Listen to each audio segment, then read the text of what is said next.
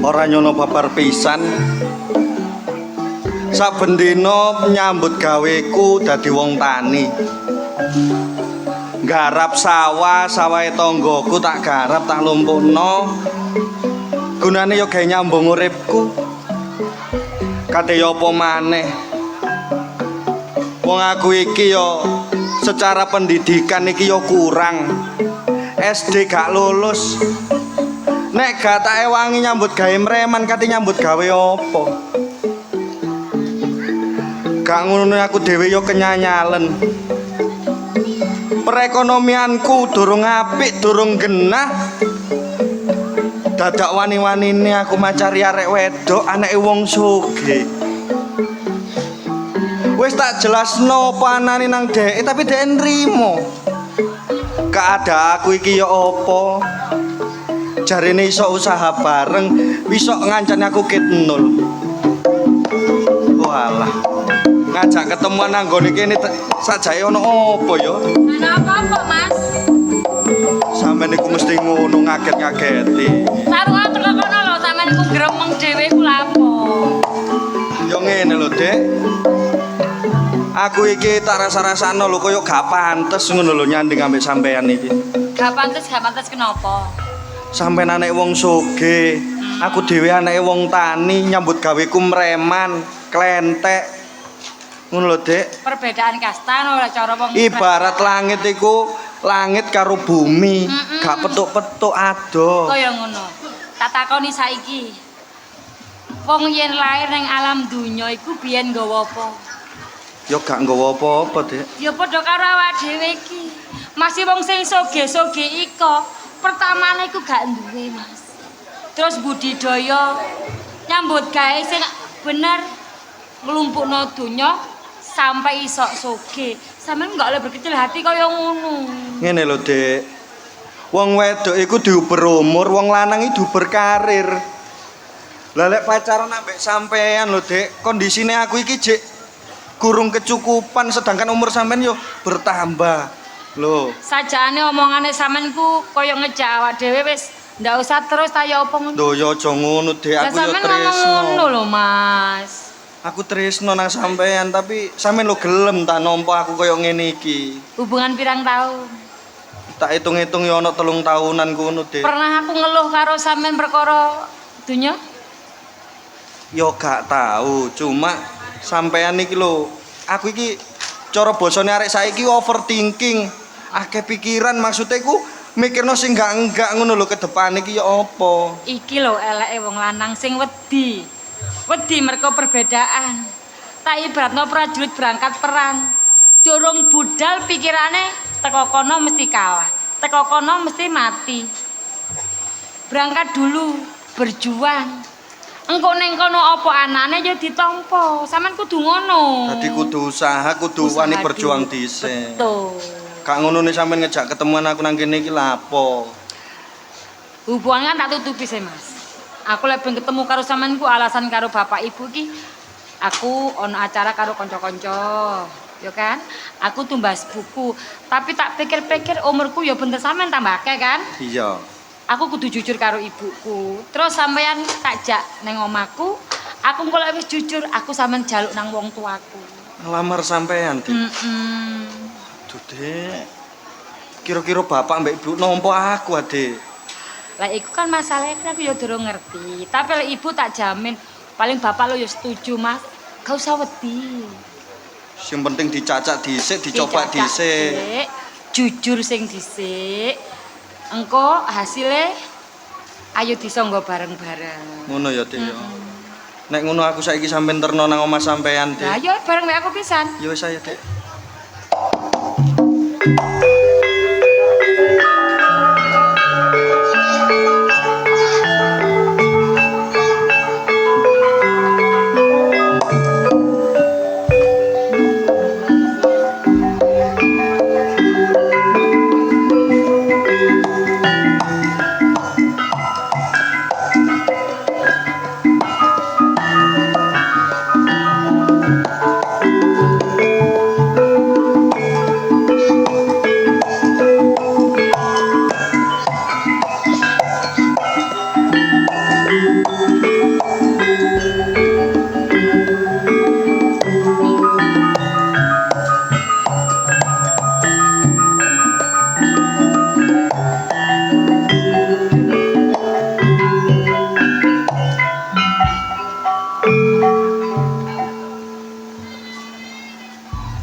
nyambut gawe kedian dadi buruh ae.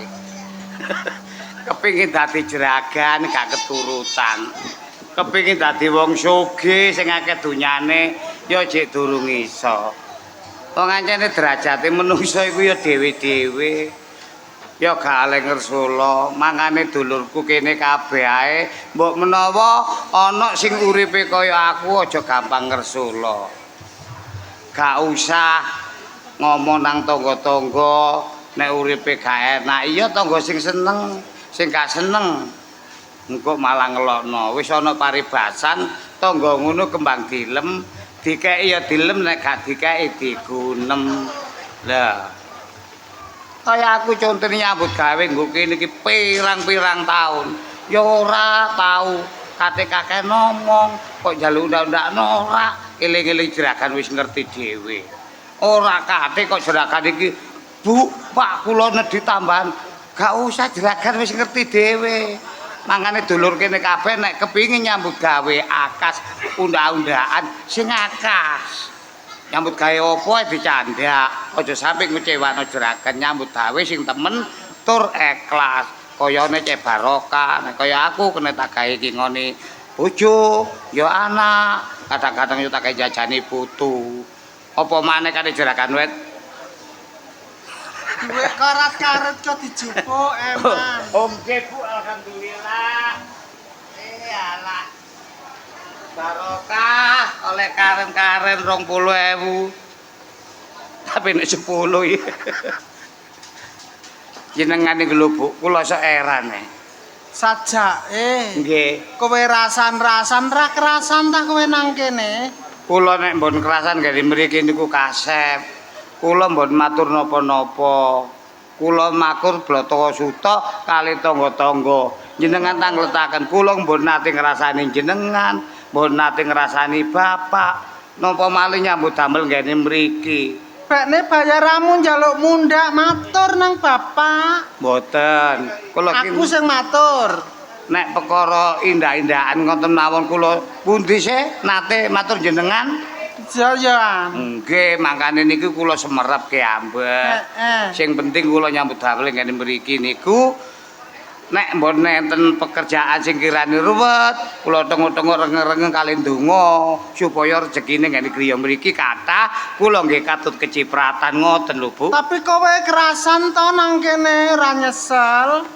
Bu kula ngene mriki niku puluhan taun lho lah nggih kok mbon kerasan nggo klintu wong jenengan niku nek kalih kula nggih pun ngoten niku pun biasa napa malih bapak Bener. kadang-kadang gak ada rokok mawon pun diuncali Iki mau nengmu nandi? lah niki nek kula ngiting ning terus Bu terus ning niku pun ageng usiane empun dewasa 17 tahun ke atas niku nek arek perawan niku dipantun ndugi doan mawon mbon usah diketing Maksudku tujuane nandi?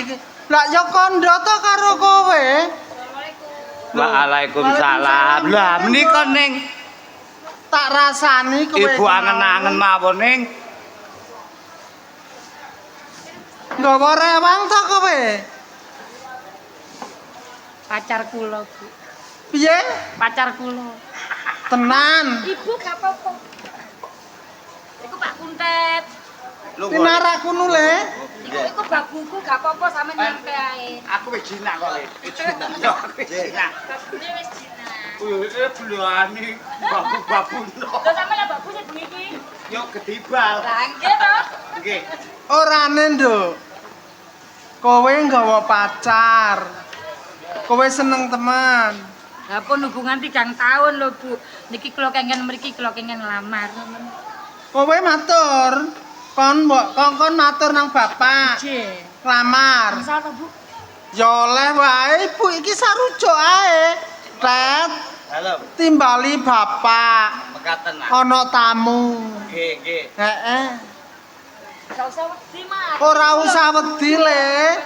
Tunggu wae, muga-muga bapak setuju.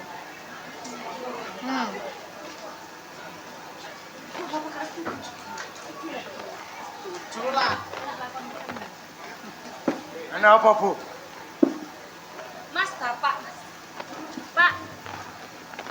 Eneng tamu. Bapake Yana. Eneng tamu. Tamune iki sajake levele padha karo awake dhewe. Bojong ngomong kaya ngono dideleng dhisik bocahe. Bocahe tamune iki ora sembarang tamu. Gawane putramu dhewe. Berarti termasuk orang elit. Gitu. Kendaraane roda 4, Pajero. Ora ngerti takonana dhewe. Aku ora nakoni kendaraan barang kok ya. Lho kok.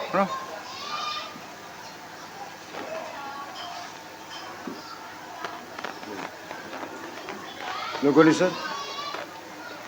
Pak pun ngoten to, Pak. Kayaknya Mas gak apa-apa, Mas. Gak usah. Duduk di bawah. Nih, gaya lho, Pak. Cukup. Pak kotor lho, Pak niki, Pak. Nduk, kowe ra salah. Ki calon bojomu. Iya. Lah nggih mangkane calon bojo kula kan jenengan sarujuk. Mas, Bapak setuju lho, mbok kene gak apa-apa, Mas. Lungguh nisor. Iki kursi sofa. Nyawamu mbek kursi iki larang kursi iki. Nek kon lungguh kursi iki ana baksile, ana penyakite bapak ketularan loro, rugi bapak. Mundur. Mbok aja nemen-nemen to, Pak. Mosok kursi karo nyawane bocah kuwi larang kursine. Aja nemen-nemen. Cukup.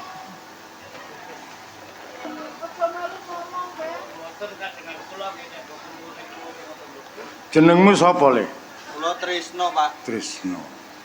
Trisno dan Trisno. Trisno padha karo cinta.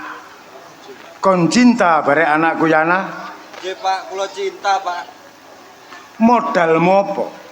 Bondomu apa? Keduyamu apa? Kon gak ngoco. Jauh bumi di antara langit. Yana anake wong sugih, kon wong kere. Gak kok pikir. Utekmu iku lho pikiran. Pak, to Pak niki yo gene tiyang lho, Pak. Tamu Pak diajeni tekan ngono lho. Peduli. Bila perlu nyawane tak tuku. Kok aja kaya ngono. Tupas sampean soge sampeyan karo wong ora duwe.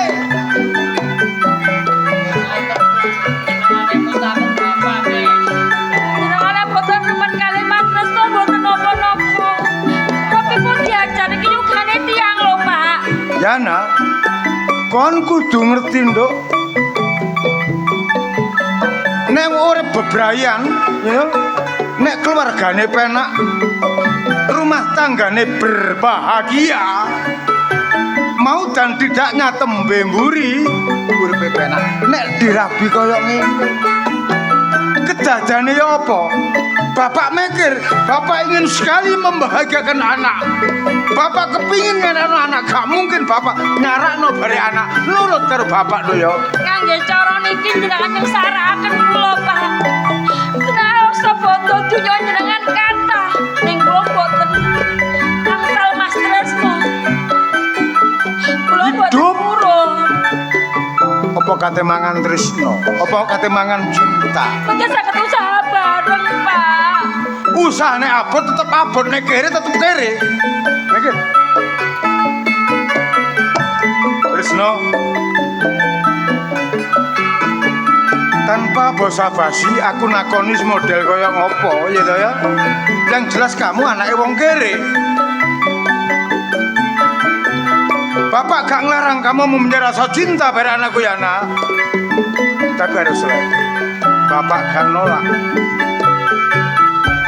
Rungok ngomongnya bapak. Kon oleh ngerabi barakku Yana tapi dengan satu catatan.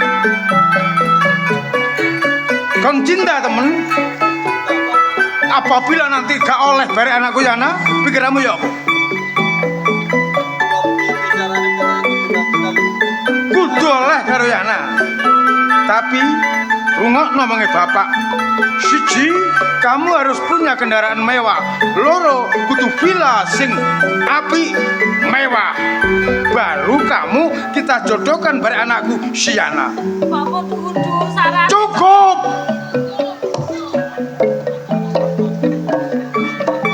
Tapi sama dia nggak mampu toh mas. Jodohnya bapak ada loh mas. Wis gak apa-apa, Dek. Omongane bapak kaya ngono ya ono benere. Iku sing dadi pikir aku bendino. Mula, Dek, sing tak jaluk sampean kudu setia mbek aku. Aku dhewe ya berusaha piye carane sukses ben iso rampung mbek sampean, Dek. Ngono janjiku ya mas. Sampai kapanpun. Umpama dunia kiamat. Sampai gak balik. Aku tetep ngenteni sampean sampai akhir nyawaku. Semangat le nyambut gawe sing teman. Neng kowe ora ditolak karo bapak. Dinteni kapan-kapan nek kowe wis sugih kowe dhewe anakku. Kula tetep ngusahakno, kula tetep berjuang, Bu. Semangat Jana. Nyuwun pamit, Bu. Bisa. Dek, tak pegang janjimu ya, Dek. Tak tunggu kali ini. Sabar ya. Rewang-rewang itu kono supaya awakmu terlaksana. Jangan rezeki gede. Iso memenuhi karepane bapak iki Yana ya. Aja lali donga. Pak, kula pamit, Pak. Tresno. Najan bapak iki separuh seneng, separuh tidak. Aku ingin sekali kalau kamu betul-betul menjadi manusia yang jenius. Tak dongakno tanggal berapa, tahun berapa, hari kapan kamu bisa sukses terlaksana apa yang menjadi cita-citamu. Terus, Pak.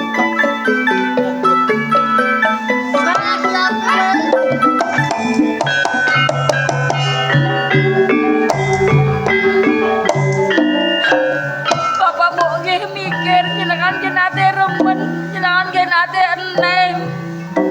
Pripun ra usah dipisahaken kalih sing ditresnani to, Pak. Yana, anak siji gandalane ati bebasane. Saka gegayoning bapak, ojo sampe aku ndi anak. Merucut saka kudangan rogol saka gendongan ibumu. Tembe murid dadi tepa tulodo wanita sing jenius, sing duwe status. Kula mboten puruh. Bapak kedah ngerti. Bahagia kula namung tresno, Pak.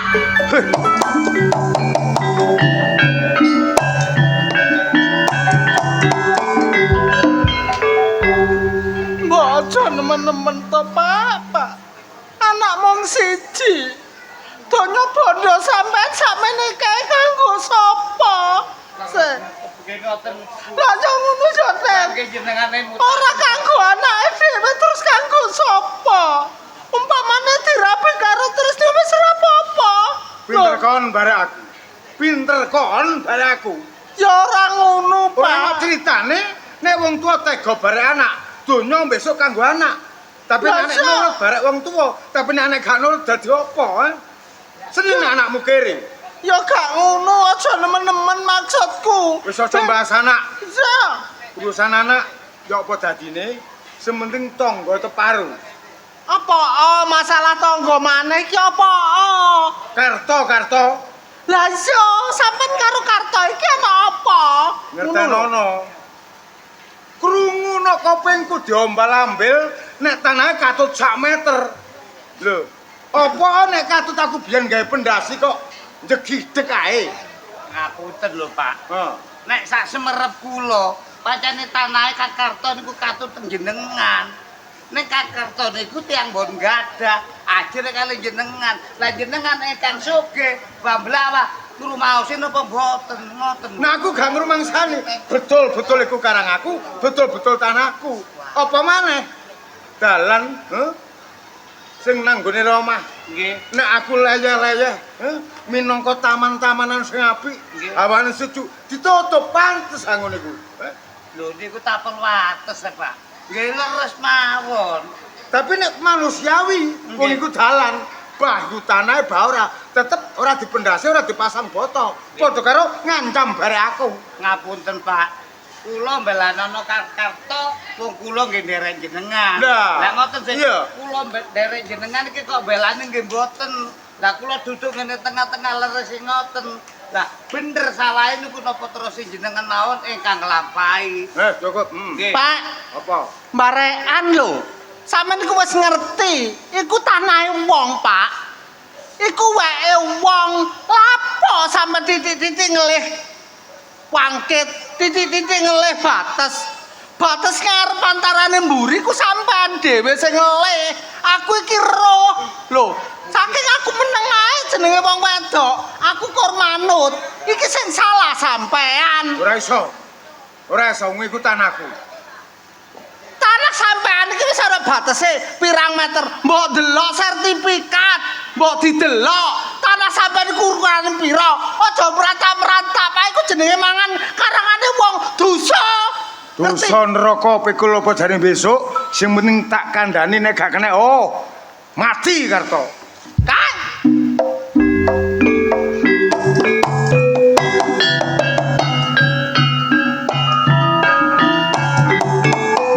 Kan? Nggih, Bu. Kon termasuk keluarga kene senajan to kowe pembantu. Aku ora nganggep kowe pembantu. Nggih. Bapak iki ora kena dielingno. Elek-eleko tutno teko mburi, kitingen. Ya apa ewang ngono ngomong. Tanggaku iku sakno tet. Leres, Bu. Nek bapak mbon kula tututi, nggene mriku wonten gegeran. Mbon wurung kula kali jenengan katut Lah kerendeng-rendeng. ya tututan aja. Pangestune kula tututane monggo.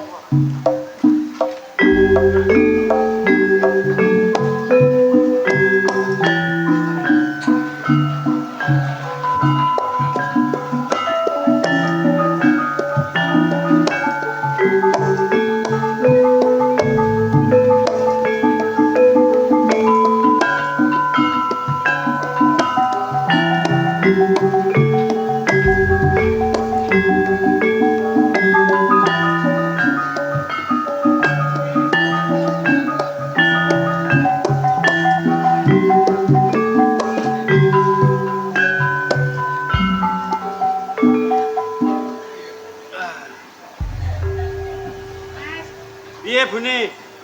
Sarapan. Ya wis, Terus wis ngombe kopi. burung. Terus sampean wingi tak runding iku piye? Nyatane piye kejebule kaya apa sampean bertanggung jawab tagak. Ya apa maneh Bune. Barang warisan wis dinggoni dulur. Omah wis dinggoni dulur. Kok katene doyak-oyak. Sampean ngomong sing kaya ngono kuwi wis kebeneran ta, he? Nek awake dhewe keadaan wis luwih-luwih gak apa-apa sembarang dipek karo dulur sampean gak apa-apa. Terus awake dhewe sembarang ya kurang. Aku nyambut gawe tare wangungutan, tare wang ngridhetno. Saiki dhuwitku kabeh nggone wong. Saiki jebule ki ya apa sampean atas njaluk bagian teko wong tuwa kok gak gelem karo sampean ku ya apa? Njaluk He? bagian, njaluk warisan di sini-sini ae. Awakmu gak izin ta? Lah lha apa sing bagian wong teko wong tuwek kok? Wong awak dhewe ya iso nyambut gawe.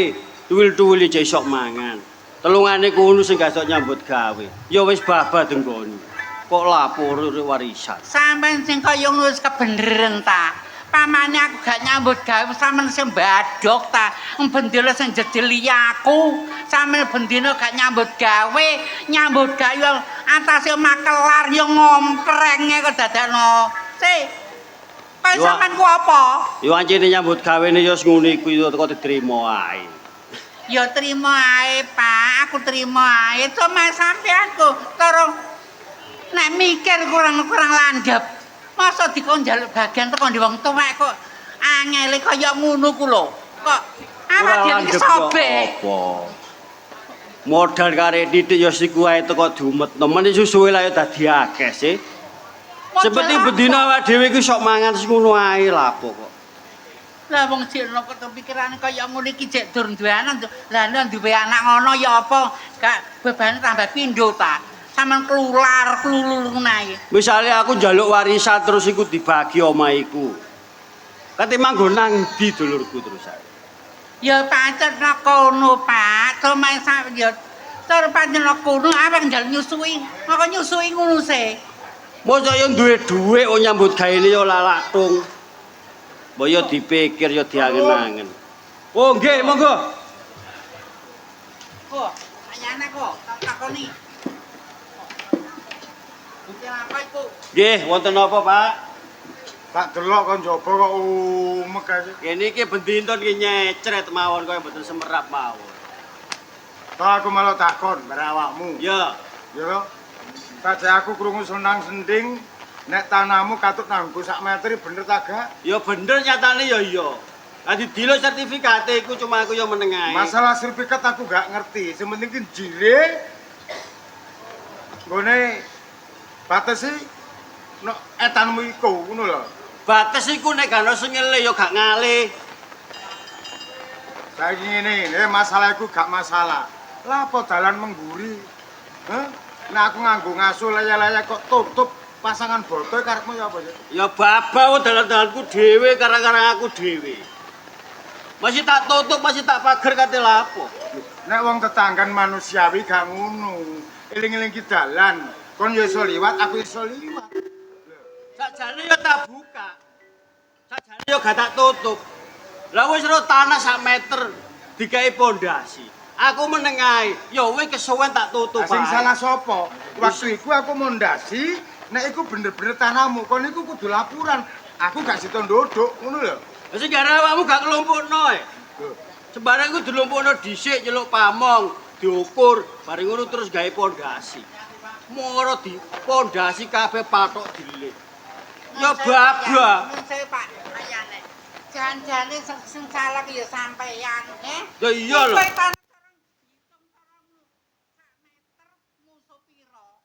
Ya dawane kaya ngono, Ora ana hitung-hitungane kok sampe piye. Janjane aku karo sampe ki sukan, ya lumoh. Soale sampe wis tuwek tak ajeni, tapi sampe iku gak kena tak ajeni. Tanah kono hitungane. Sing sak meter tanah ya dawa kaya ngono, ana 1 meter. Dike 1000 pira? Sing alan tak sampe tak tutup kaya ngono sang kebajute sampean. Babak gak iso liwat ya babak. Saiki ngene, 1 2 kon gelem buka gak? Wis gak usah lah dibuka. Nek ngono, gak usah tetanggan kon bare aku. Gak tetanggan yo gak patheken. Kone gak trimo lapuro. Lapuro kono nang ngene kelurahan, nang ngene kantor polisi. Monggo tak enteni. Dajal menan. Aja enak omongmu, aja enak kon tenguk-tenguk barek bojomu. Oh, hati-hati kon. Ngancam ta. Alah, Pak Yan ngomong gendeng ya aku dadan. Wis Pak, aja direken Pak Yan. Karepe piye, Bu? Pak Yan pancen kemalan donya. Lah iya. Sik, barang nggone wong kok temar di ana sak meter diitung pira. Kene ya wis meneng ae sak meter dipondasi. Ya babak gak iso liwat ya babak. Saiki ngene Pak, Piye? tanimbang kedisian karo Pak Yana. Ayo nang Pak Lurah ayo lapor. Oh iya ayo. Ayo Bune.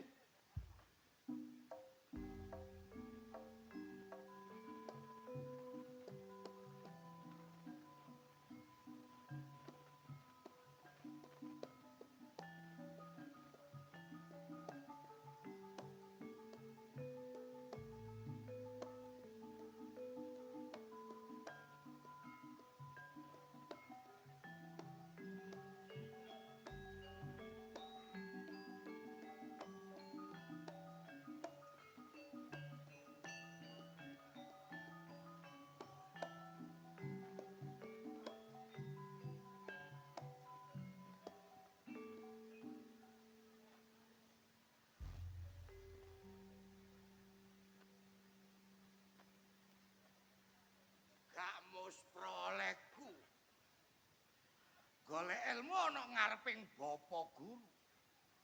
Aku digula wentah, diwejang sekabeng. Ilmu daya kawijayan daya kesentian. Umpama sekabeng wis cumandha ana jiwaku. Besok kenek gawe sangu nalikane aku balik nang Karang Perdesan. Nyatane dina iki aku wis dadi dukun sing kondang lan kesuwur. Sekabeh wong sing butuh pitulungan mesti mara nang rompokku. Umpama ana wong butuh santet sing dijujuk ya omahku.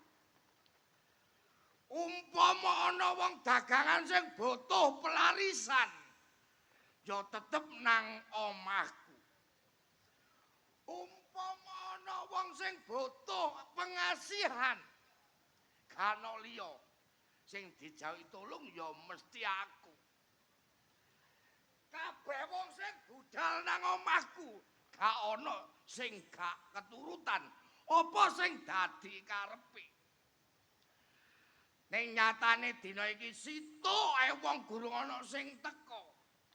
Umpama saben dina kaya ngene, teko endi sumber panganku? Gano liya aku nyambut gawe dadi dukun, kena tak gawe ngingoni anak lan bojoku. Ah, lho, monggo pinarak nggih. Nah, nggih sinten? Kula Darno. Oh, sampean Pak Darno. Nggih. Ngeten. Nggih, dos pundi? Kula ngriki butuh kalih diko. Nggih. Dos pundi butuh napa monggo? Kula kepireng diko sembarang ndak melapis nggih saged, ndak melelek nggih saged. Nggih niku pun jelas. Nggih, sing sampean karepaken. Kula lak sri ati kalih tangga. Oh, nggih. Sampeyan tutukaken critane nggih. Namine Karto. Sri ati kalih tiyang sing jenenge Karto. Nggih. Lah karep sampean. Karto kudu lunas, kula pasrah kalih Buko. Karto kudu mati. Nggih. Termasuk jenengan niki njaut tolong kula nyantet tiyang. Nggih, dosa napa kula sing gawa. Lah, lek perkawis ngoten Pak Darno, mboten salah jenengan dumugi teng griya kula niki mboten salah. Pun kuwatir, DP 10 juta. Niki termasuk ubo rampen utawa pitukane. Niki tasik DP nggih. Nggih. Umpami kula saged ndamel patine Darno. Kula tambahi malih. Sampeyan tambahi malih. Nggih, mpun kuwatir. Niki jenengan kepingin dilaksanaken ngene mriki napa ngentosi ngene iki yo?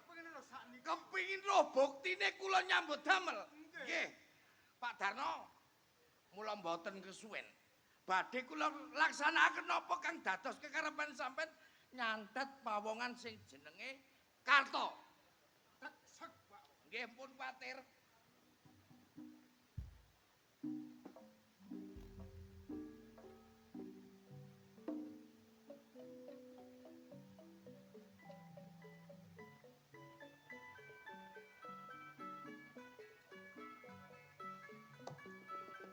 Assalamualaikum.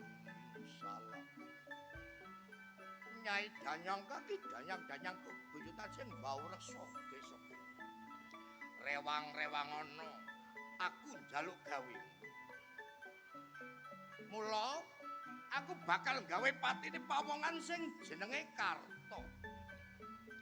Sekabeng para jin priprayangan demit ilu-ilu banaspati gendruwo tetean sing manggon ana ing tlatah kene cumandha ing pusakaku. Mula sira metuwa, sira dadya alatku kanggo nuruti kekarepane Pak Darno.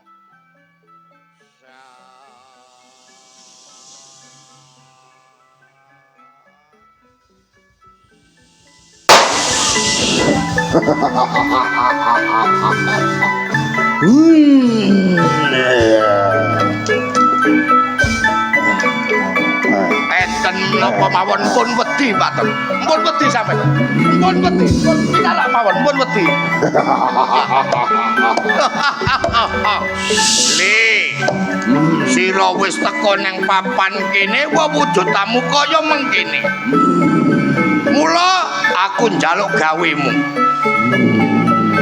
Golek ana pawongan sing jenenge Karto, dina iki gawen pati. Mula sadurunge awakmu budal, kowe bakal tawenehi juluk. Mula dina iki kowe tak arani Lampor Gunung Kidul.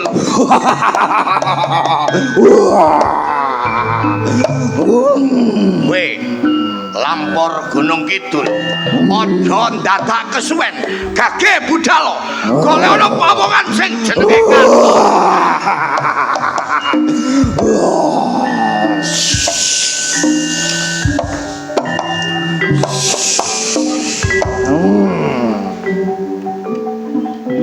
Pak Darno, sampean pun semrapa wujudane Lampor Gunung Kidul. Kula percaya kalian Dika. Ning pesen kula, sawise Lampor niki budal mateni tiyang sing jenenge Karto, mboten bakal balik teng pusaka kula. Ning Balik bakal teng pundi? manjing wonten Jiwaraga sampean. Resikune Umpami sekabeng petedahe Lampor niku mboten sampean cukupi, jenengan bakal cilaka. nek Pun ngoten ngantos lali. kula niati kula kajati. Najan Lampor nunggal sawiji kali Jiwaraga kula sing nyangga. Ning aja lali panganane sampean cukupi. Apa ae? Niku mangke pun ngertos dhewe Lampor niku nyedhi teng sampean disukani semerap. Lek sampe sampean leno lan lali, cilaka sanggup sampean. Sanggup Nggih, lek pancen pun sanggup dosa neraka sampean sing nanggung. pun kula pamit. Nggih.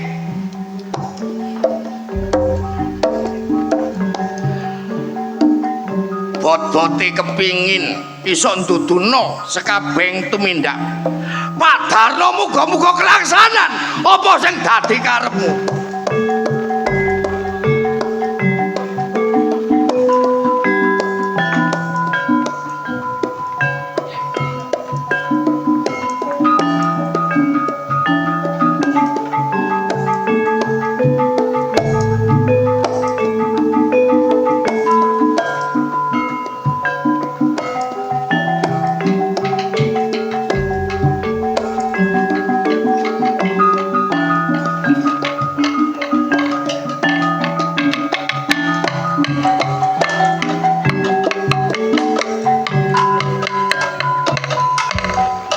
Lho, perasaan aku mang aku sing patrol budal ijen, tapi kentongan kok muni ae.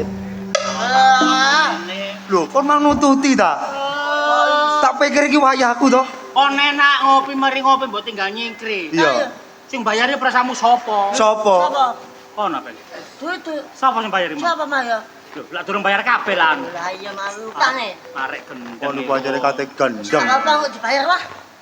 Iki patrol nang kene iki awak dhewe Ah, iki patrol. tugase iku delok keamanan. Delok keamanan. Ojo sampe kampung iki kelebon Brahmacara lan sak panunggale. Bener. Cara ono maling ya tanggungane awak dhewe so. Iya. Iya tanggungane wong telu. Iya. No. Ojo sampe ono maling. Ojo sampe ya. Tapi sak joke gepeng melok ronda. Iya. Saiki gak tau ono maling. Lho iya ya. Iya. Sajoke gepeng melok gak ono maling blas. Rampok kae gak ono so. Ono Iya kan aku. Apa openg? Eh? Apa kok gak ono maling? Duh, gak percaya. Apa kok saiki kampung gak ono maling sak joke kon melok ronda? Nah, Resepe apa? resep Iya. ojo metu bengi. Eh? Ojo metu bengi. Aja metu bengi. Ya. Oh. Kan gak tuman malah. Iya iya iya. Nah, Kok sampe gak ono maling? Iya kan. Mergo apa? Mergo gak tau metu.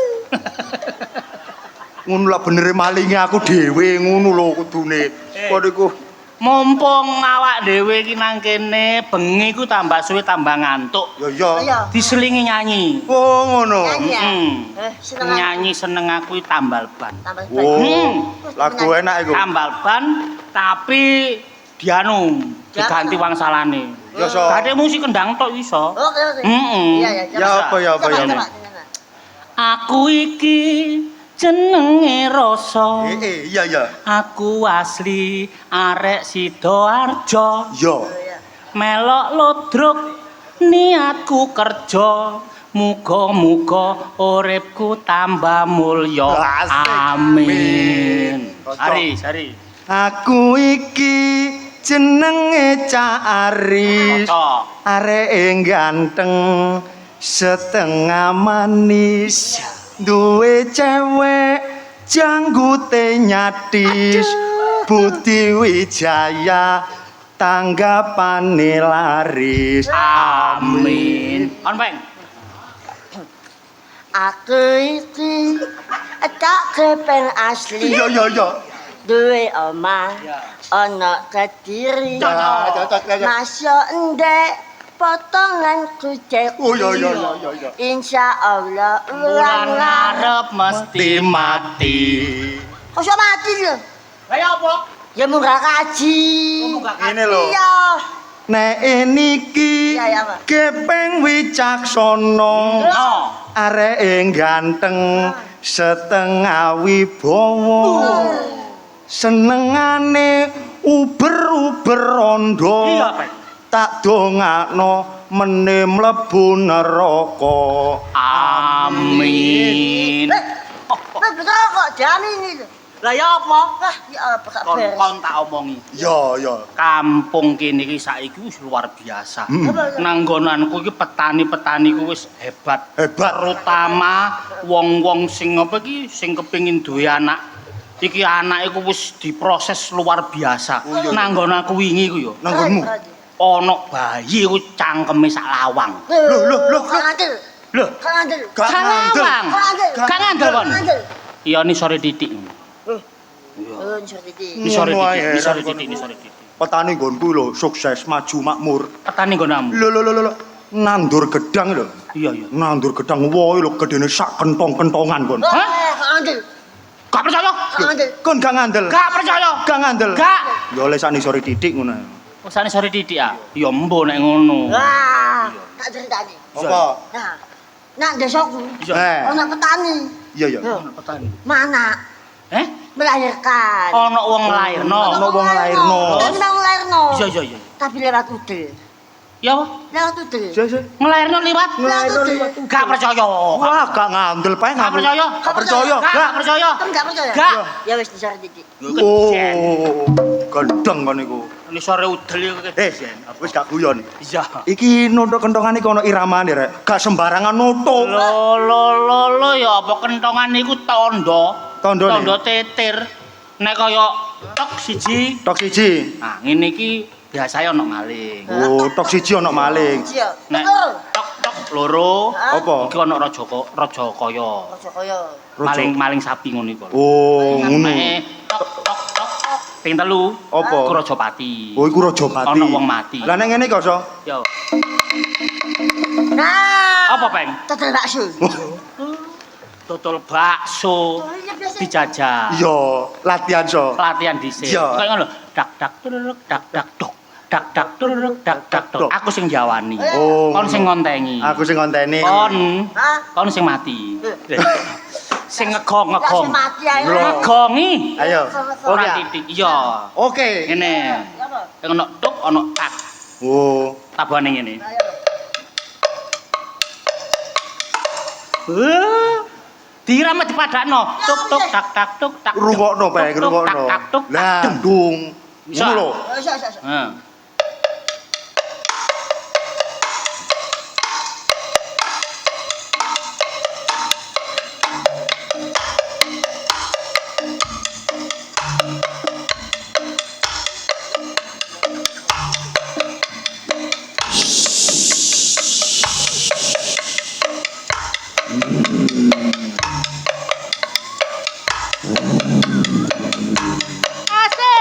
Asik.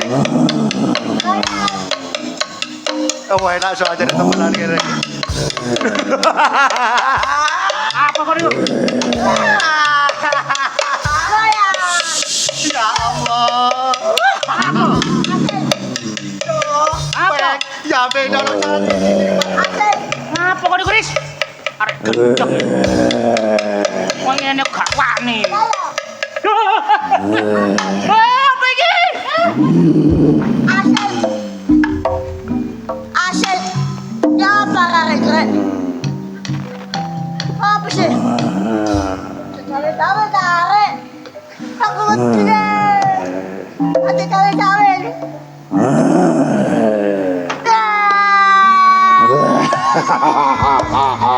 Rasa. Aku kapan tinggal ya. Ampun loh. Ampun.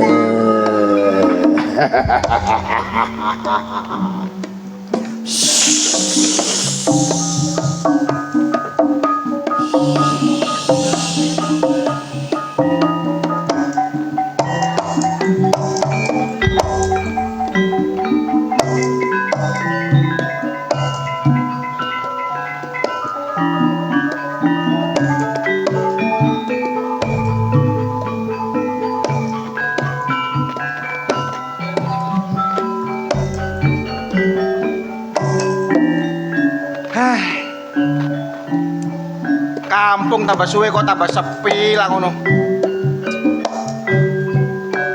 Gak ngono arek-arek mang jarene patrol kok gak ono. Tak galeki ngetan gak ono. Ngulon ya gak ono. Nom-noman ya sawepi. Iki kampung tak kuburan. Mosok kok padha nang omah dhewe-dhewe. Sing arek nom-noman iki ngeslot iki lho apa? Oh alah. Ngene iki kok ngon maju ya apa desane? Wong sing jaga ya gak ono ngene iki. Mosok iki kudu tak dol ae desa kene iki. Loh, iki lha apa iki rame-rame iki? Pak Bayan.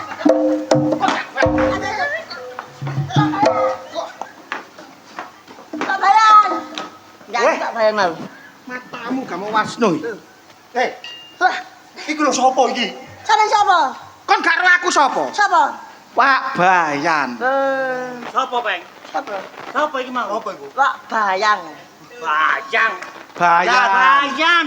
Ah, ya wis padha ae. Lho, Pak Bayan, Apa? kula badhe repot. Kon badhe repot. Nggih. Kula badhe lapor. Awakmu? Nah, kula badhe kondo. Lho. Lapor repot kondo niku padha ae. Sami mawon. Kok angel kandhanane. Awakmu iki lapo? Kula badhe ngomong. Awakmu? kula bicara. Kon Kula speaking. ngomong bicara speaking iku padha ae. Sami mawon. Alah. Ngomong sing temen, aku kini Bayan. Aja nono aku, aja nono. Oh. Ngomong kok yo. Jalur digajeni. Auzubillahi minasyaitonirrajim. Bismillahirrahmanirrahim. Amin. Yasin wal Qur'anil hakim. Amin. Innaka laminal mursalin. Amin. Innalillahi wa inna ilaihi rajiun. Amin. Tanzilal Hei, Mugi Pak Bayan padang dalane jembar kubure. Amin. Amin. kon kepingin bayanmu mati ya? Kon kepingin bayanmu bongko? Saya tak Pak Bayan. Bayanmu iki jek meger-meger kok ngene kok. Jenengan lah saja dikaitkan ngajeni to. Lah iya. Lah sampun kula ngajeni niki wau. Jek ngajen iku masalah rek reganono ngono lho. Ya derakani. Iki lapon ne. Aku wane 3.000. Lho. 3.000. Ono cok 3.000 so. Kira Yo nek gak kopior.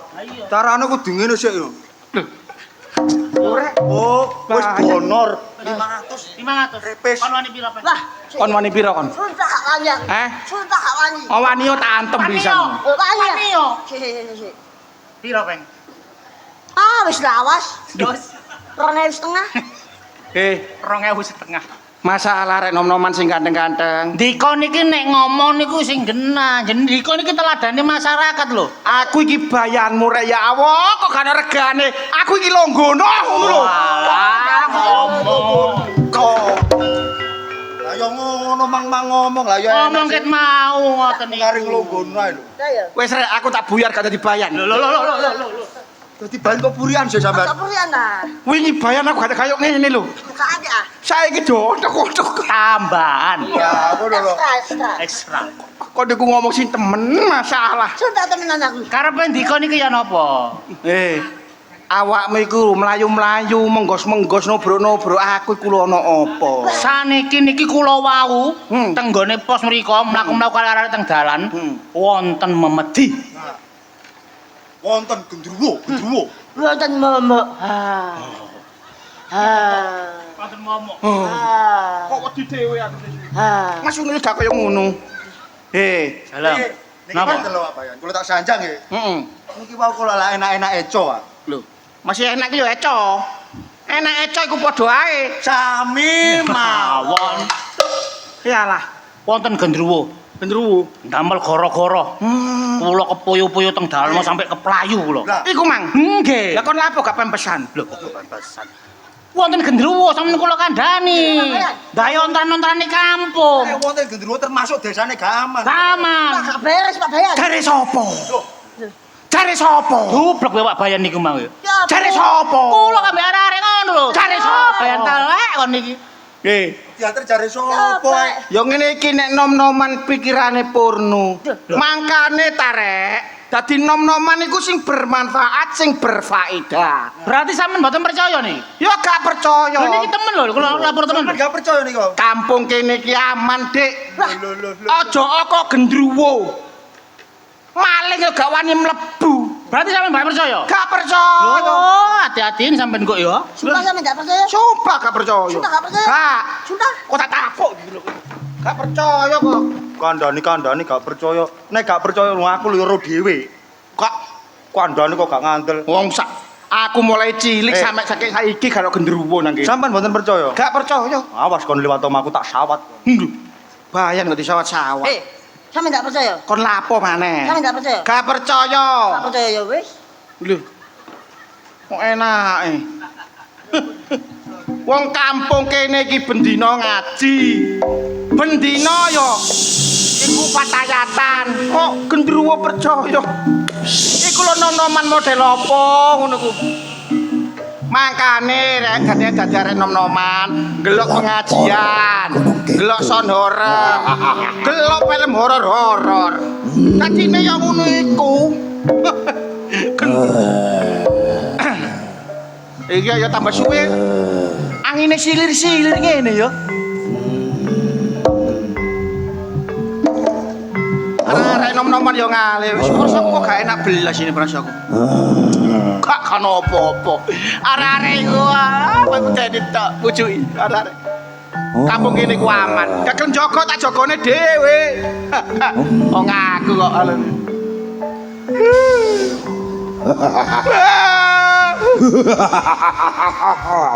Masa iki gendruwo? Iya.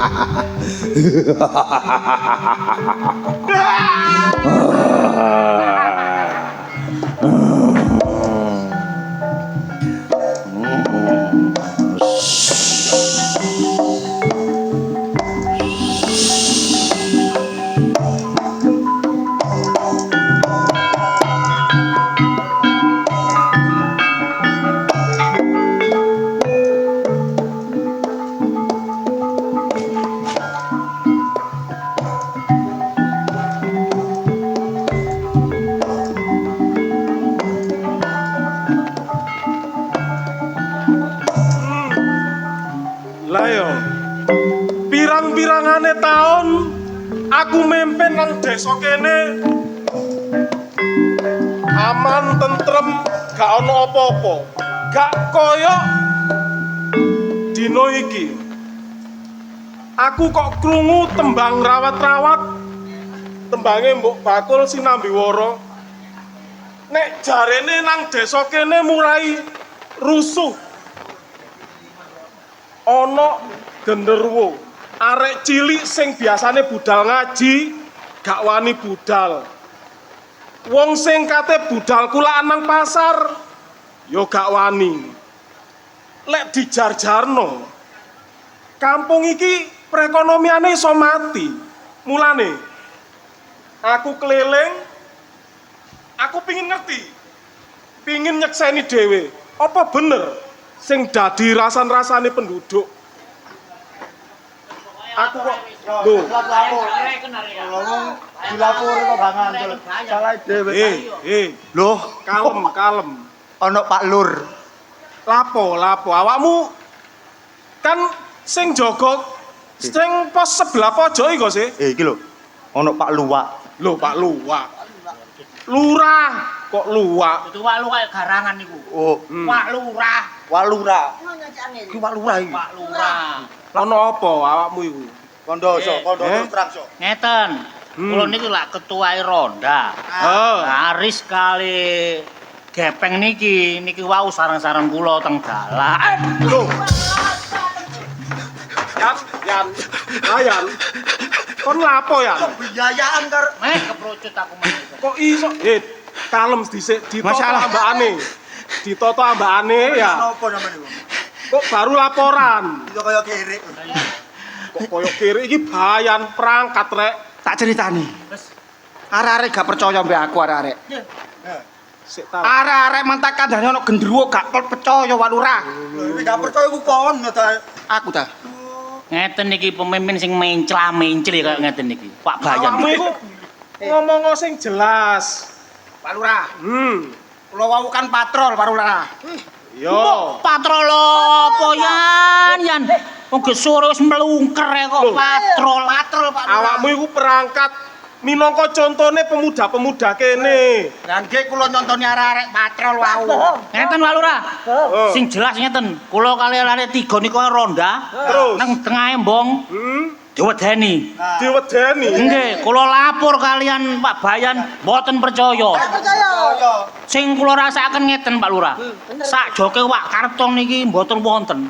Desa niki mboten aman Pak Lurah. Mboten aman Pak Lurah. Nah, Wingit sungil Pak Lurah rasane. solusine ngeten Pak Lurah. Desa niki yo napa nek digadekno mawon. Gadekne. Yo apa sih Yan peno iki Yan? Wong desa kok digadekno. Pun gak aman Pak Lurah. Yo digoleki solusine. Jalan keluare apa dirembuk sing apik ngono lho Iki rek. lho pimpinan sing bener. Gak bener bayani. Pak Lurah. Ngeten iki pasale pinten ngeten iki? Pasal pinten? Aku wis ngerti awakmu lak kate takok pasal sih. Engko tak WA. Wis ngene ae. Dan pundi? Ayo saiki awake dhewe keliling ya. Nggih. Boleh delok-delok situasi Ngoten. ambek tempat namanya Pak Karto. Teng Pak Karto. Dibuktekaken mriko. Dibuktekno rono apa bener sing Nggih. diomong rasa mau. Bisa dipercaya nek omongan kula nek niku. Curut niku. Menclen niku. 100% aku. Langsung pecat mawon. Pecat mawon. Ojo pecat-pecat ngono iki kesayanganku yo. Wis ojo ate kesuwen. Awakmu yo ngono. Nggih Pak Lurah. Boleh digawe. Ya napa solusine ya napa Pak Lurah? Ayo ae dhewe saiki Nggih. nang omahe Pak Karto ya. Ngaten. Ambek keliling kampung. Ngaten nggih. Ayo wis ojo kesuwen saya. Monggo kok dherekaken.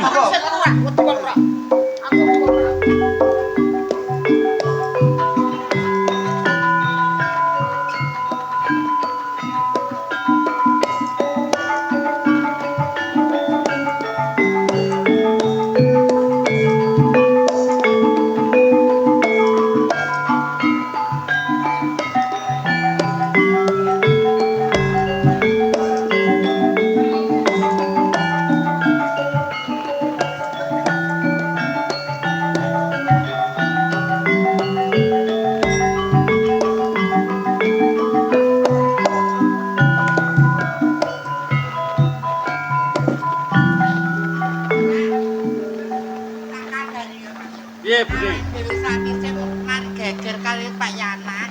Atiku gak enak ae, Pak. Lah apa ade gak enak? Lha ngene lho, Pak. Soale Pak Yana biasa wong iku nekatan. Soale wong iku gak ngerti agama, gak ngerti dosa. Kowe wedine disantet ngono ta. Ya apa dhewe jaga-jaga ta, Lang. Soale Pak iku Pak Yana iku cara ngono wong nekatan. Kok dadakno. Alah ngono ka wedi. Ora usah wedi. Oh, lah. Ngene, Bu. Piye? Di Lukas iki Pak Lurah mbek perangkat iki teko. Heeh. Ukur-ukur tanah ya awak dhewe. Dadi awak dhewe cekak umek ae ambek tonggo sebelah iki. Ya karo Pak Yana iku ta. Ya, saiki sampean cepat-cepat gawekno kopi. Ya tak karo kopi teh. Nek dene teko ae sampeyan Lho, lah engko kowe teko wis ngombe kopi ngono lho. Cegalek lho ya. Ya. Jaman wis milenial kowe jek wedi ambek kuwi. Padha-padha mangan sego niku lha apa wedi.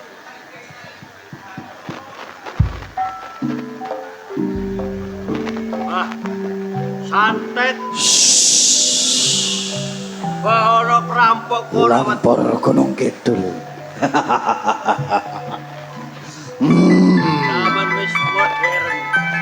Ojo wedi. Bener. Tanah ya dhewe ku sing. Wes sak meter. Lumayan. Lapo.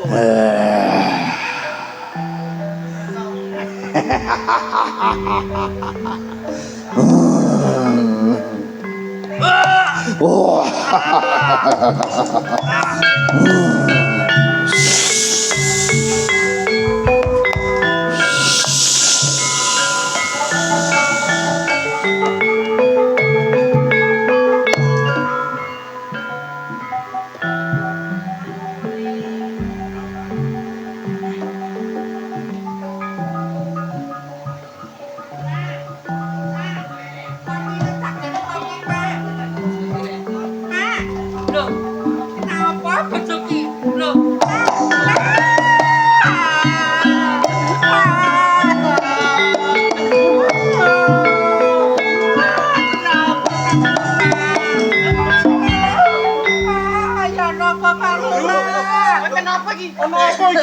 Bojo kula boten enten, Pak. Lho, coba periksa nian. Kano nanti. Niki. Bekane boten enten, Pak Bayan. Innalillahi. Boten wonten Pak Lurah niki. Nah niki Boten wonten ketek emonan. Wis ngene yu. terus pundi?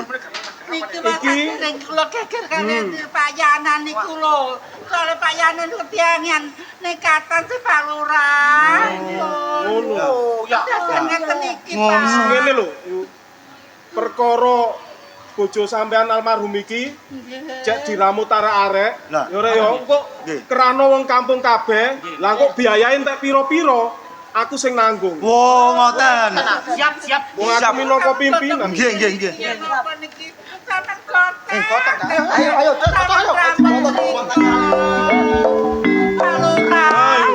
Kula pantes kalian sampean Pak Lurah kula Yo. niki berese. Wis aja kuwatir. Iki, Pak. Pokoke iki engko pasrahno ning aku, labe menemben lek Riko arepe slametan mbok petung dinane 40 dinane, lek gak ana bondo ngomong aku sing nanggung.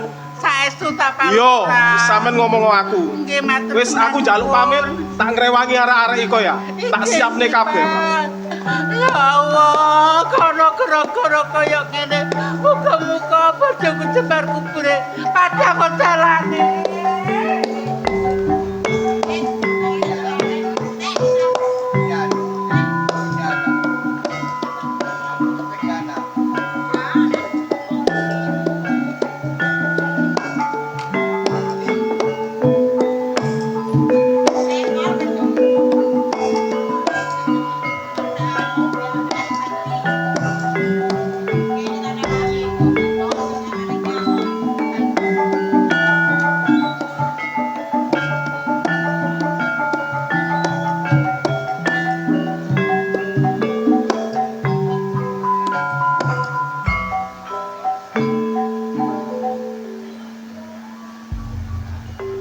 Lah iya. Piye kabare Cak Darman iki? Kok suwe gak tau ketemu, ya gak ono kabare. Ngene iki, dhek iki ya nyambut gawe. Kaya apa kok suwe gak tau metuki aku. Tapi alah. Bekne dudu jodohku ya gak apa-apa.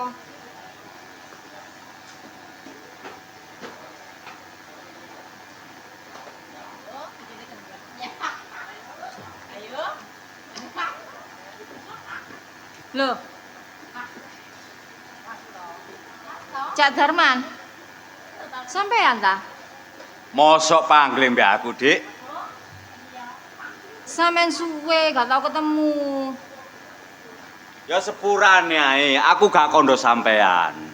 Aku suwe gak kepethuk sampean gak apa maksudnya Gak ngabari. Gak ngabari. Apa? Ya. Aku ya kuwatir. aku nyambut gawe nang kutha adu nasib. Ceritane iku ngono. Oh, alah ngono. Aku bareng aku nduk kutha nyambut gawe aku sukses, Dik. Oh, alah. Dhuwitku sak tas. Ya alhamdulillah nek ngono, Cak Darman. Aku lak tahu janji barek sampean. Aku Iya. kate ngerabi sampean. Temen ta iku? Iya, masalah aku cinta temen, tresno temen barek sampean, Dik. Ya semono uga aku Cak Darman. Makane aku ki mang ya apa suwe gak tau kepethuk sampean, kabare ya apa. Tapi sampean kira-kira sik cinta temen ta mbek arek aku. Iya sih, saumpama aku gak cinta sampean, aku ya tak tinggal rabi. Wong sampean gak ono kabare samono suwene. Aku kuwatir barek sampean. Beke pas aku lunga sampean kenal mbare arek lanang lali karo aku. Ya gak mungkin. Temen ta? Iya. Ngene sampean tak ceritani.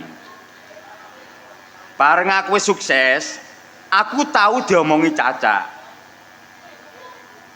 Diomongi apa iku? Man, besok nek awakmu wis gedhe, ya, nek jange oma-oma, jange rumah tangga, sertifikat tanah iki kedue awakmu. Dadi aku nek saumpama jange rabi, barek sampean iki kondo barek cacak jange nrimo sertifikat.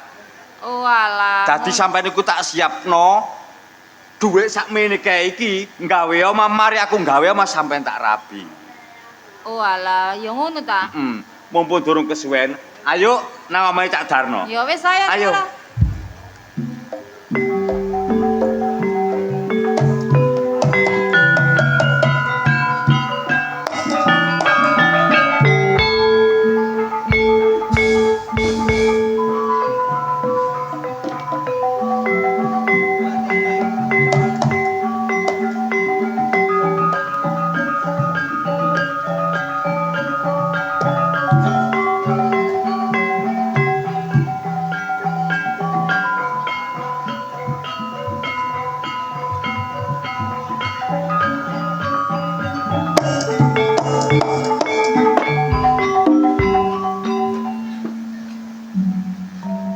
Neng, sampean niku lan apa sih kok ketoke mbon gairah sih kuwi? Sampeyan takon ngono iku sajane kudu ngerti. Ibu iki nembe sedo. Nggih, ngertos. Tapi nek tiyang niku dipikir terus sampean ki ambak sing sakit. Sampean eling lho, Ning. Menungsa urip alam donya niku asale ora ana. Akhire Gusti Allah Taala nyiptakno menungsa digawe ngiseni donya dadi ana. Aku paham, Pak. Tapi anane ibu gak sedo ki merko kelakuane bapak. Samene lek gak Mas Tresno diusir karo bapak. Nggih. Senajan to dikeki kudu duwe iki sok rabi aku, tapi omongane bapak ki nglarani atine ibu. Nanti ibu lara mikir sampe tumekaning pati. Nggih, mun kena kok bapak disalahaken, kula sampean semerep nek bapak salah. Nurut kula kalih sampean, tapi nurut bapak niku bener. Napa malih niku tiyang sepuh ki ambek suujon dosa. Tapi Pak, kaya lek aku nang omah iki terus ketok-ketokan karo ibu. Dina iki aku te pamit karo bapak. Kajenge pamit teng pundi? Tak coba golek kerjaan. Oh. Nang luar negeri ta. Ndek luar kota lek iso cedhek-cedhek timbang ado-ado dadi TKW. Ning, sampean niku pun coba-coba. Katik budal dadi TKW. Rata-rata sing budal TKW iku tanpa izin siji wong tuwa. Ping pindho ndekku niku ana diknah. Ngerti. Enten ditnaker. Iya, ngerti aku. Mangkane nang luar kota ae. Tapi golek aku njaluk izin karo bapak samene wangi ya. Kula dukung. Ben aku gak ketok-ketokan ibu terus lho, nyawang kamare dek kaget. Kepingin mandiri apik mawon. Mpun kuwatir. Pokoke enten bapak kula dukung. Temen lho ya. Nggih nek bapak mbon ngijini kula sing ngelingaken. Ngono. Kersane emut. Bapak nanti. Nah, niku biasa. Niku wau duka teng pundi ngoten tak ndelek kopi sing regane 200.000. Lah iki lho bapak iki sumbunge gak ilang-ilang serakak. Mboten sombong, bapak niku 200.000 niku kopi pangkon. Oh, mangkune sing larang, kopine sing murah. Kopine ana sing 30, ana sing 20, ana sing 50. Mangkune sing nggih namine Mbak Mary ku mesti telepon bapak aku ngecek HP niku jenenge Mary ngono. Alah Mary sakniki pelot. Lelek-lelekane Mary. Sopo saiki? Mentok. Pak. Ngrembug apa to, Nduk? Mary pelot. Ngeten lho, kula kan sanjang kuntet. Ya. Ibu kan pun sedo to, Pak. Lajeng kula niki ben ten kamar ibu ngoten ningali fotone ibu kula nangis. Kok rasane ati kula tak pados pendamelan nggih, Pak. Nek kowe metu teko omah, apa bapak iki kurang ngekei duit karo sampean? Mboten. Lek perkawis yatra bapak niku kuwat kok. 7 turunan mboten telas. Lah mangkane ku, apa percuma? Ibumu wis gak ono ya. Kowe gak ono bisa mendah kene telangsane bapak. Kula pengin mandiri, Pak. Gak ono critane menungso kepengin mandiri. Ya kabeh kepengin, tapi tanpa modal nek ngono modali gak iso dadi, Nduk. Pak, ngapunten lho. Ya. Kula nderek lembuk. Pun dadosaken penggalih. Ya. Kula wonten mriki niku pun puluhan taun. Wiwit ning alit kula pun gak pun beto. Nek ning gadah pemanggi kados ngaten utawi gak ada gagasan. Kepingin medal saking griya ateges mboten minggat. Kepingin nyambut damel, kepingin semerep dos pundi suasana njobone ngene griya mriki nyambut gawe. Ya apa rekoso nyambut gawe iso oleh duit dhewe. Mandiri cek mbok njagaaken tiyang sepuh. Maksude ning niku ngoten. Aku ngerti, ya ta? Nggih. Cek gak iso dadi gaene wong tuwa, Nggih. kalau bisa mandiri dhewe, Nah. iso sukses teko awake dhewe. Nggih. Termasuk pikirane urip. Nah nggih. Cuma gandeng ibuke wis gak ono. Nggih. Lah enduk gak ono lho. Aku ya apa nasibku kowe? Ngapunten. Apa urip iku seneng karena duit tidak? Nggih. Ngono lho. Jenengan tasih wonten kula.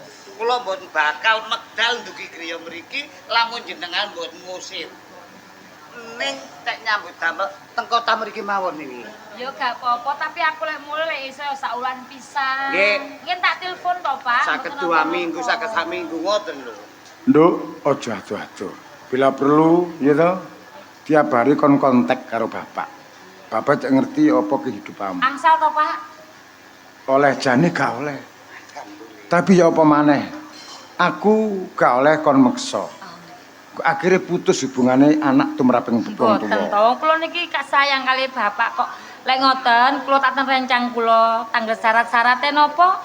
Damel madus kerjaan ten kene kantore dhek niku wonten Duit lowongan. nduk Pak. laji, Nggih. butuhamu piro jubuken. Nggih. Kula tak bedalian nggih, Pak nggih. Nomor ATM bapak lak terus ah. Semberep ini. Yen semberep. kekurangan langsung coba ya toh ya. Aman, Pak. Aman. Hati-hati nih. Itu bapak. Pun beres perkara bapak kene ndablek kula jewere. Engko langsung tak gawe kabeh kopre tulisan gak riwariwi. Pun kene mburi. Kok sampean siap no ta? Ya saya pakaian sampean senengin pun. Sing hati-hati nduk ya. Nggih. Oh, alah.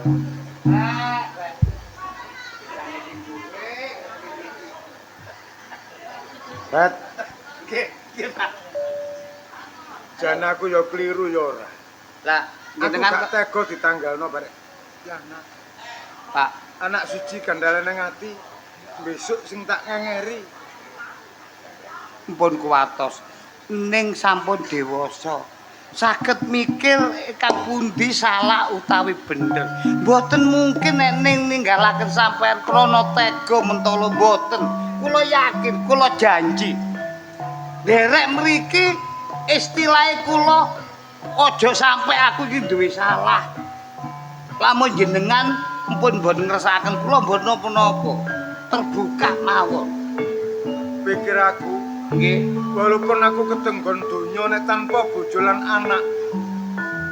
Percuma aku urip. Nggih, alhamdulillah. Jenengan kata pikiran ngoten, jenengan sampun sadar menawi ngoten. Tamu wonten tamu. Dak. Ya apa kabare? Foto waras. Kene Fik. Sajae alemu nyambut gawe wis sukses. Ya alhamdulillah, Cak. Oleh donga sampean. Lah iki sapa iki? Ya iki calon bojoku. Ku calon bojo. Calon bojo. Kok jarine cacak cek ro. Nah, ya jelase ngono. Siji ngono ping pindho sambang bare sampean kepengin ro seger kewarasane sampean. Ya eling-eling dulur ya. Iya, Cak. Cak, Ya apa? wong tuane awak dhewe kan wis mati. Ya. Biyen lak tau ninggal wekas. Sampean ya tau ngomong bare aku. Masalah sertifikat. Sampean tau ngomong ngene, Cak. Man, awakmu meneh nek wis gedhe, nek jange oma-oma, sertifikat tak lono awakmu. Sampeyan nak tahu ngomong ngono. Aku iki jange oma-oma, Cak. Gak salah, aku sih eling. Heeh. Mergo eling gak mujid Joko ya. Iya, Cak. Apa nyimpen barang kaya ngono? Gitu ya. Iya, Cak. Ya. Aku gak salah masalah cuma saiki cacak njaluk sepuro bare awakmu. Oh, lah apa, Cak? Eling-eling gak menyambut gawe kan kabare ya. Heeh. Cacak butuh ya. Sertifikat tak sendekno. Maksude, Tak gadekno. Cak, sakjane sampean iku nggadekno, nyendekno iku kudune kan ro aku. ngerti, ya toh ya. Tapi aja atas namanya bapak sih, ya. Itu cuma pembagian. Loh, nang bank, ya toh. Bapak mati, ya toh ya. Dadaku tuku wali kanggo tanda tangannya nang bank. Ngono lho. Wah, sing jelas sampane gak bener, Cak. Kok gak bener ya apa? Gak bener iku ya iku mang masalah sertifikatku sakjane iku sampe lokno aku. Tapi namanya didokmu kecuali awakmu. Lah ngono dat yo. Nggih. Soale duduk awakmu, sertifikat bapak. Wis nek aku njaluk sertifikat sampean iwu sing koyo ngene, Cak. Ya, gak apa-apa. Aku tak nyambut gawe dhewe, tak ompol-ompolo dhewe, tak nggawe omah-omah dhewe. Masalah donya sertifikat sampean gak ono, gak apa-apa. Tapi sampean kudu eling, Cak. Kudu eling. Ora kok donya gak sepisan tok. Balak-balik akhirnya mati. Tapi nek sampean seraka mbek donya, kuwalat tembung bosin, Cak.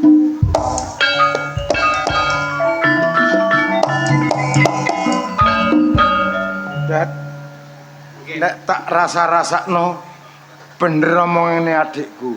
Ning kabeh mau wis kadung diapakno. Nggih. Dat nasibku koyo ngene, Dat. Pak.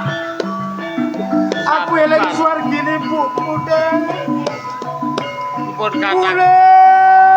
Tenan aku bule. Sabar Pak, pun kata-kata ingkang dipun gali Pak. Sadar Pak.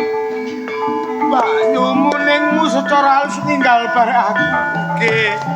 Setun temen wong tuwa gak iso ndidik bare anak. Timbang urip koyo ngene bune. Pak.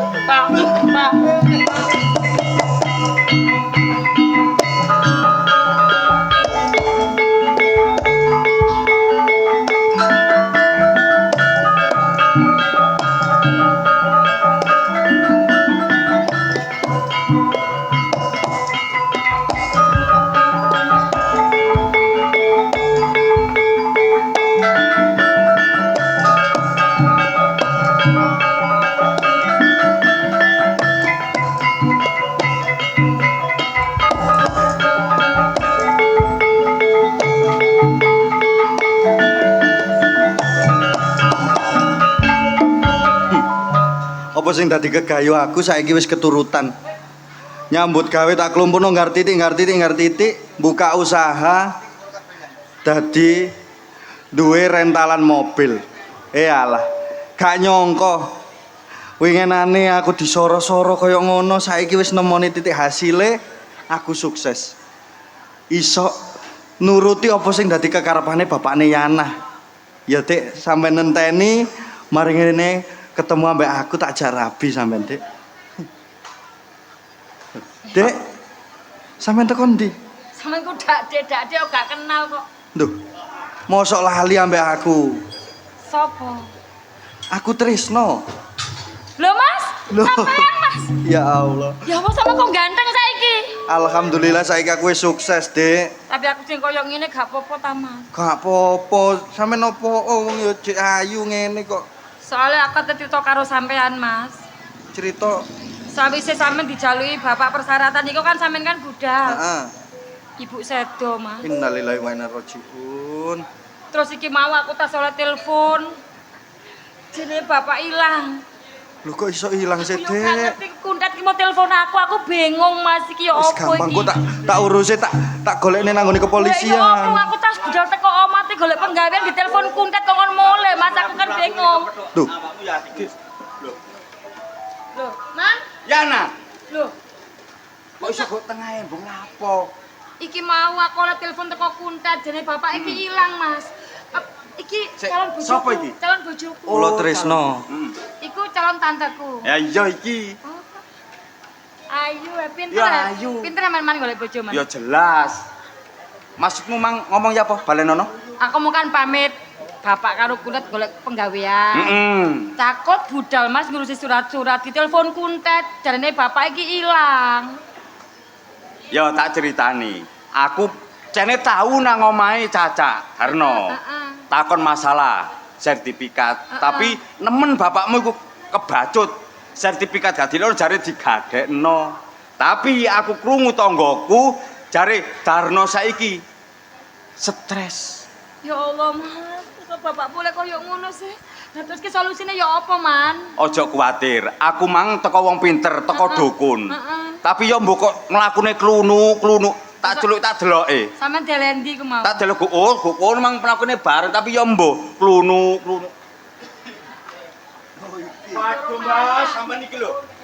Kok iso lak ngono? Mlaku sing rada cepet titik ngono lho, Mbah.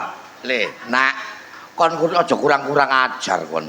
Kon ngejak budal bareng aku mbok tinggal aku gak dalane dadak dudukan adakno. Lah sampean mlakune gremet kaya semut. Rumangsamu ya maju tuwek ya gak nemen-nemen kaya semut rek mlakuku ngawur kon. Karepku sampean jange tak geret ngono, Mang. Ngene lho, kon butuhmu gopo-gopo goleki aku butuhmu lapo? Aku njaluk tolong nang sampean. Njaluk tolong sing lap ya apa?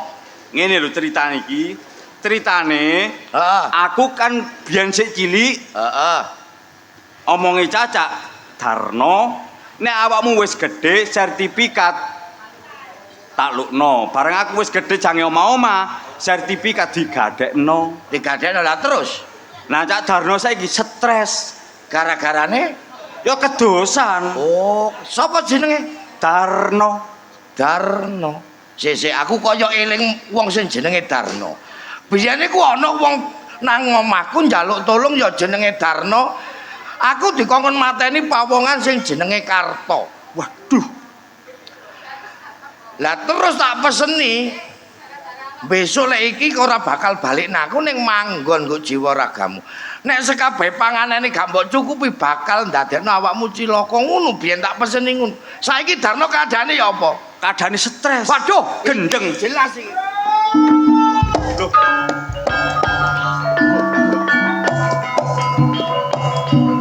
Niki, Iki.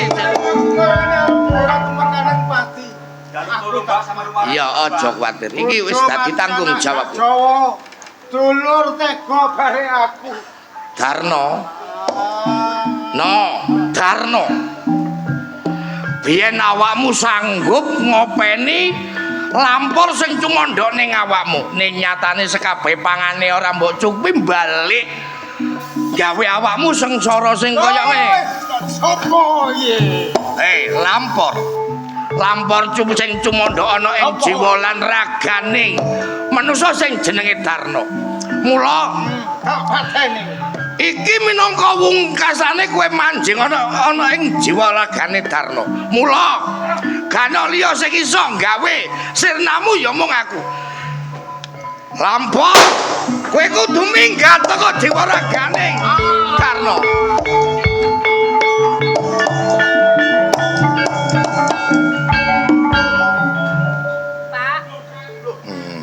Darno. Man, Cacak lo. Cacak peyang lo, Man.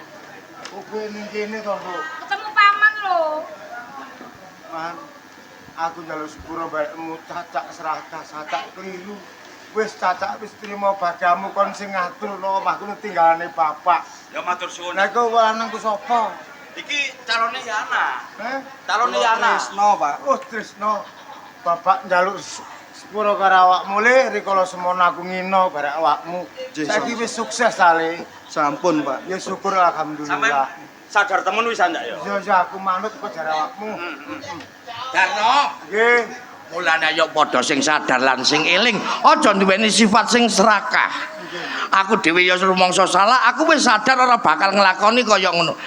Lan kelumpuhe kabeh iki gara-gara lampor Gunung Kidul.